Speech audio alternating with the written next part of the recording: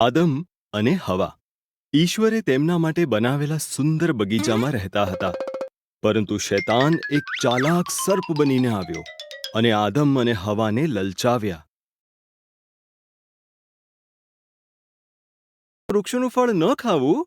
સર્પે હવાને પૂછ્યું. ફક્ત વચ્ચે આવેલું ઝાડ, તેનું ફળ. હવાએ જવાબ આપ્યો, જો અમે તેમાંથી ખાઈશું તો અમે મરી જઈશું.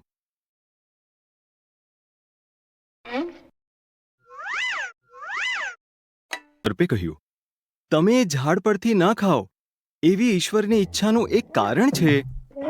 જો તમે તેમ કરશો તો તમે તેમના જેવા થશો. તમે બધું જ જાણી શકશો જે તે પોતે જાણે છે.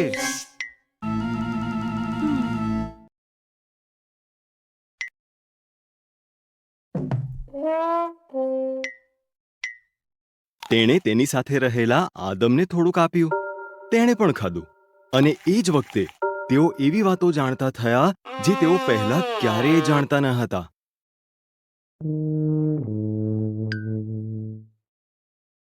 કે તેઓ નગ્ન હતા. તેઓએ પોતાને ઢાંકવા માટે પાંદડા સીવીને પહેરી લીધા. તેઓને પહેલા ક્યારેય ડર કે શરમનો અનુભવ થયો નહોતો. તેથી તેઓ જાણતા હતા કે કંઈક ખોટું છે.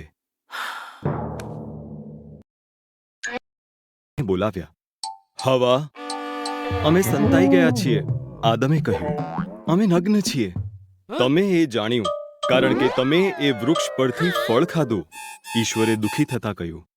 પછી આદમે હવાને દોષી ઠેરવી અને હવાએ સર્પને દોષી ઠેરવ્યો.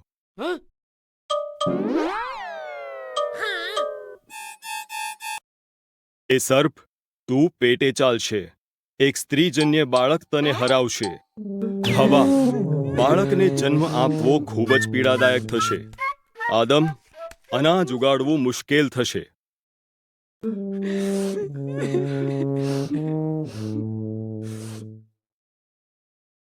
હવા માટે કપડાં બનાવ્યા અને તેમને બગીચાની બહાર હાંકી દીધા. તેમણે ત્યાં અગ્નિરૂપી તલવાર સાથે એક દેવદૂત મૂક્યો, જેથી તેઓ પાછા આવી શક્યા નહીં.